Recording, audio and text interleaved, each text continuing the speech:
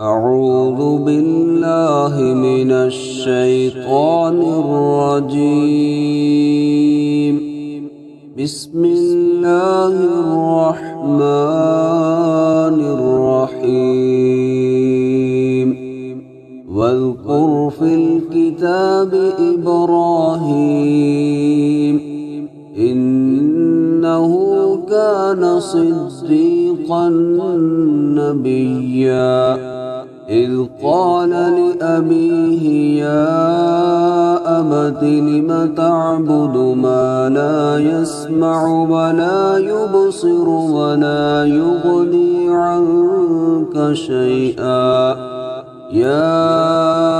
أبت إني قد جاءني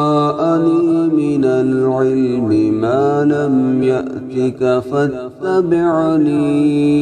أهدك صراطا سويا يا أبت لا تعبد الشيطان إن الشيطان كان للرحمن عصيا يا أبت إني أخاف أن يمسك عذاب من الرحمن فتكون للشيطان وليا قال أراغب أنت عن آلهتي يا إبراهيم لئن لم تنته لأرجمنك واهجرني مليا قال سلام عليك سأستغفر لك ربي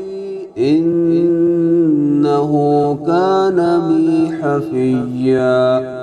فأعتزلكم وما تدعون من دون الله وأدعو ربي عسى ألا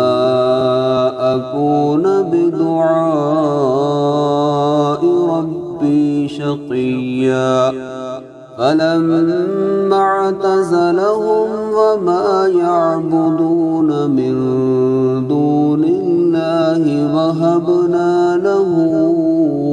إسحاق ويعقوب وكلا جعلنا نبيا ووهبنا لهم من رحمتنا وجعلنا لهم لسان صدق